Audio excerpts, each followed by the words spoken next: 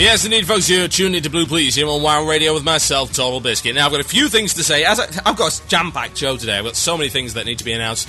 Just a quick note to those who like esports or who just have a vague passing interest in it. The Emperor... Yes, indeed, he's the most old school of broadcasters when it comes to WoW Radio. He was around before even me, and that's saying something. He is on his way to broadcast tonight, yes, indeed. He's going to be broadcasting tonight. His Friday night free-for-all will be on, I believe, at 9 PM EST, and he invites all to come and join him. And indeed, the community can get involved by playing games, and he will broadcast those games. It'll be Warcraft 3 tonight, so if you want to turn up for that, by all means, 9 PM EST is the time to be there in the IRC channel, irc.mmo.irc.com, hash or pound WoW Radio, or click the chat button on the top of our screen on wcradio.com. Now, the other thing, before I go into this next topic, is I'm trying to put a book together, right? It's going to be like a parody book. It's going to be like raiding for kids, yeah? It's going to be like baby's first raid book, yeah? Those of you who have played Fallout 3 will know that the kind of stat selection screen at the start is like a baby book with like E is for energy and stuff like that. I'm going to try and do that, but I'm going to try and do it with raiding. I'm going to try and actually get this produced. And I'll put some money down and do an initial, buy an initial run of these books, get them like spiral bound, like nice, shiny and everything, and try and put it out. And it's going to be 26 pages of like, A is for ads, yeah? And it's going to have like a little phrase underneath it. And then on the other side, it's going to have some cartoony kind of satirical sort of picture with like a happy sun and stuff like that. And yet there's one guy at the back being dismembered by a bunch of ads. It's going to be WoW-based, but not, World of Warcraft, because, you know what, I don't like being sued, but it will absolutely be WoW-based. If you think about looking for group comic, it'll be kind of like that. It's blatantly WoW-based, it's just like the Guild is blatantly WoW-based, but it's not actually World of Warcraft.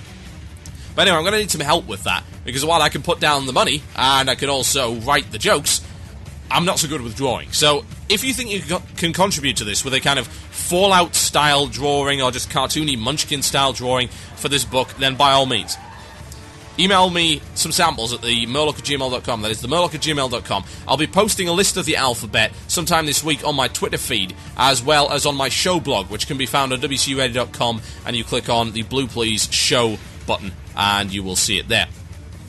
And if you think you can pick up any one of those and do a good drawing, then by all means, you will get credit. And hey, if we sell a lot, then you might get some payment as well. Won't that be awesome? Now, time to get along with this particular topic, and as you're well aware, I would imagine by this point, Insidia got the world first. Yes, they got the world first on the Yogg-Saron, which quite frankly does sound like an active yogurt. Let's face it, Yogg-Saron is a very silly name for a boss. I can't take it seriously. It's like you might as well have picked Crunch Corner. Now, oh no, it is the Crunch Corner. This one's got the biscuit ads in it. Oh god, it tastes like toffee in pain. I'm sorry, the yogurt boss, not very intimidating. Like, I am the god of madness and evil, and I sound like fromage frais. No, not intimidated, not scared in the slightest. So, they got the world first, and did anyone expect otherwise? I mean, really? But interestingly enough, they blasted through the instance, and this is what a lot of the guilds did, were racing for this world first. They blasted through the instance and didn't do the hard modes. They did the hard mode on one of the bosses, which didn't take them longer than doing it on anything else, which I believe was, I can't remember, was the Iron Council? I think it's the Iron Council, where you leave the Storm guy until last. That's his hard mode, which reminds me of something that happened in AQ40. Yes, that would be the Bug Trio, which is exactly the same mechanic.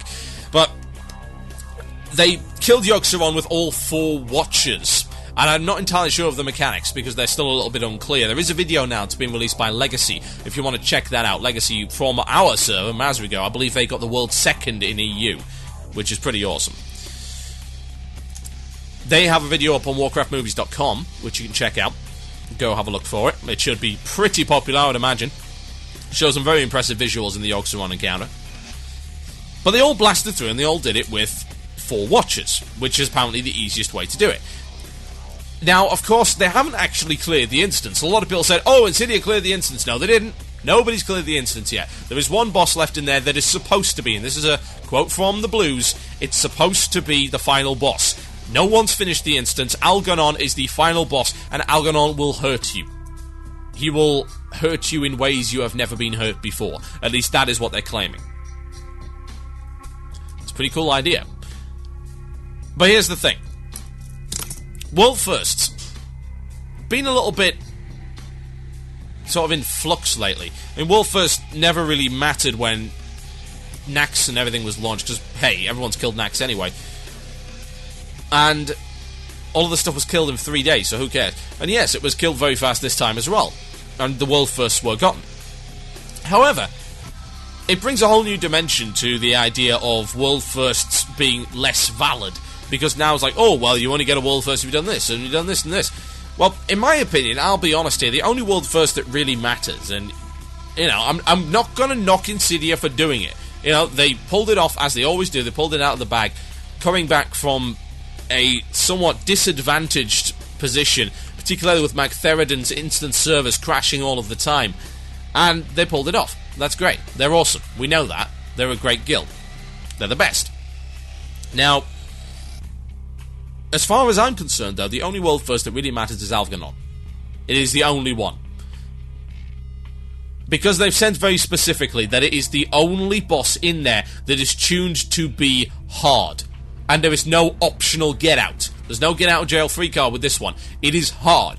It's like, this is a boss of the level that you would expect from a hard old school instance. And hopefully a boss that works. So far, it seems there's been not too many bugs in Ulduar. There's a bug with Ignis, as far as I'm aware, but Yogg-Saron, I don't think was a buggy encounter. I haven't heard anything. If someone would like to correct me that's actually killed Yogg-Saron, then by all means, drop an email to me at themurloc@gmail.com, and I will, of course, retract that statement. But from what I've heard, Yogg-Saron was not a buggy encounter, and we should praise Blizzard for managing that. It's like, yes, they can internally test again! Hallelujah! Hallelujah! Yes! I told them they had to do it, and eventually they've finally got around to doing it. It's wonderful. They've created an encounter that's not a rooster block. Yes. A rooster block because it's bugged, as opposed to being difficult. A block. Yeah, can't say that on air. Don't want to say that on air. Doesn't sound very nice. There's children listening, damn it. Can't say that on air either. Oh well, never mind. So as far as I'm concerned, Alganon is the only real World First that we should be concerned with. But having said that, can you really not expect people to get just a little bit excited about the World First Yogg-Saron kill? Of course, you can expect people to get excited about that. Because the way that Blizzard has now designed it is that Alganon is not going to get killed until a bare minimum of next week. Yeah? It's got to reset on Tuesday and Wednesday in order to do that. And even then, to get access to Alganon, you've got to beat everything on hard mode. Everything. And I'll be honest here, I think they're going to have a little trouble. Well, at least on some of the stuff anyway. I know a lot of the hard modes were beaten. Like, Flame Leviathan's hard mode was beaten and Hodier's hard mode, stuff like that. That was beaten on the PTR, but some of it I'm pretty sure was not. And absolutely, Yogg-Saron's hard mode wasn't beaten on the PTR, because it was never up. So I expect them to run into a situation where they're going to be having to put in a little bit more effort this time around. And yes, it was a phenomenal effort to do what they did, but to be honest, if I know Insidia, they're looking forward to it. If I know any hardcore guild, they're looking forward to that challenge. They're looking forward to having something that is catered to them and them alone. Again, it's like having Sunwell back. It's like having those challenging raid encounters back. That is a good thing. Giving them that option is a positive thing. But what's going to happen with the World First? That's the great question. Because are we going to get a lot of World First next week? Oh, we got World First kill with whatever. This and this and this. I mean, the only two that I remember, I think the orbital one, it was Flame Leviathan was killed with the orbital defenses up. And of course, that's actually the quicker way to do it for Insidia. So it saved them a little bit of time when they were rushing through. So that's logical. But a lot of the other stuff they didn't really do. Are they going to? Where's the World First Heartbroken? Hasn't happened yet. You know Heartbroken? You know how hard that is? I mean, that's going to be ridiculously difficult.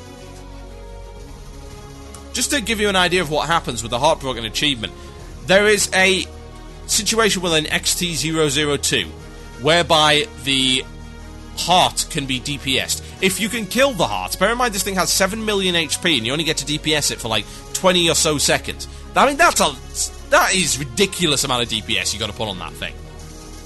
going all out with everyone, including our healers. We got it down to maybe half health, and that was nuking hard, and we were all in tier 7.5. So I expect that not to be killed until everyone is decked in tier 8. So that's something that's going to actually provide... It's a gear check. You know, finally it is a gear check, but it's an optional gear check. That's the best thing about it. Gear checks were considered pretty cheap back in the day, because you couldn't get past it until you'd acquired a certain amount of gear, and that took an arbitrary amount of time, as well as a bit of luck. Not a good thing. However, this is an optional gear check. You don't have to do it, but when you do it, expect to be killed horribly. In a myriad of different ways. It'll be exciting and awesome to watch. So, I think there is some value in saying that the world firsts that really matter are stuff like that. Stuff that is so phenomenally hard that doing it is actually going to be something that most guilds probably won't. You know, this is going back to the Sunwell situation. They were claiming that only about 5 or so % of active raiders, or was it 5% of the community, of the player base, actually saw any of Sunwell. Eh? Even though it had no attunements, because they just couldn't do it. It was just that hard. And people complained about that, and Blizzard said they didn't want a repeat situation, and this is their compromise. Their compromise is to give you these optional hard modes. And the debate as to whether or not the optional hard modes would turn out to be good content continues to rage. Are you surprised by that? I'm certainly not. Because what you're asking people to do is, of course, to do kills on existing bosses with different ways. Now, why I think this is better in Ulduar is because now that everything's been cleared, except for Alganon, of course, in the first week, we know that they're going to have to repeat because they only got, I believe, 1 fragment of that legendary mace. So, you know, there's wanting to get the first mace. That's also a big deal. Admittedly, that's mostly RNG because the fragments drop 100% off Yogg Saron, but don't guarantee a drop anywhere else. So, it's going to be RNG as to who gets the first Mallet of the Kings. But it's still going to be something that people are going to be looking at and looking forward to. It's like getting the first Atiesh. It's like getting the first Sulfaris. It's like getting the first Thunder Fury. Like getting the first Warglaive. Wouldn't really say about that bow in Sunwell, because most people didn't even know it existed. I've never seen it, for God's sake. I've never even seen a single person on my server using that weapon. At any point. And I'm not just talking about post-TBC, I'm talking about in TBC. So it's going to take them a while to do that. So you might as well give them some options while doing it. I think the term farm status at this point is going to become almost obsolete, and that's an interesting thing. Because unless you have cleared absolutely everything, every single hard mode, you can do them all on a week-to-week basis, then you're not going to be on farm status. So in reality, Ulduar is not going to be on farm, in my opinion, for at least a month. Bare minimum a month. And that's probably like Insidia, Legacy, maybe a couple of the good US guilds, and that'll be it. Most people are never, ever going to have this instance on farm. Is that a good situation? Yes, absolutely. Because the important thing, and I've said it time and again, and I will continue to say it until I'm blue in the face, is this. That people have things to do. And people always have a goal in front of them that is attainable. Or is at least within sight. Doesn't have to be attainable. If they suck, they shouldn't be able to achieve it. Because otherwise it's not an achievement at all. That in itself is obvious, one would think. But having this in front of you, and also mixing it up, because beforehand, yes, doing instances on a week-to-week basis was fun to get the loot. Wouldn't it be nice? Wouldn't it be nice to do instances on a week-to-week basis and have them change? Well, you know what? This is a good step in the right direction for that. This is one way of doing that. You have the instances change because you start doing optional hard modes. So it mixes it up. It keeps the variety in there, it keeps the challenge in there. It never gets too boring. Assuming, of course, your guild follows that. If you don't do the hard modes, well, of course, that's up to you. But I think you'll be missing out. Because while getting loot is nice, I feel that banging my head against an encounter for a couple of hours because it's hard, and not because it's buggy, or not because it's a stupid gear check, or does arbitrary, mandatory, ridiculous stuff that kills the entire raid for no apparent reason. That I like to do. I'm a big fan of that. I will happily pay my repair bills, I will happily pay my consumables to continue to wipe on good stuff. And when we finally overcome it, it'll be all the sweeter, and the loot will be worth all that much more. My name is Total Biscuit, you're listening to Blue Please here on WoW Radio. When we get back after the break, we'll be doing the Illusion of Choice, and the shout-outs, and then wrapping up the show. Enjoy.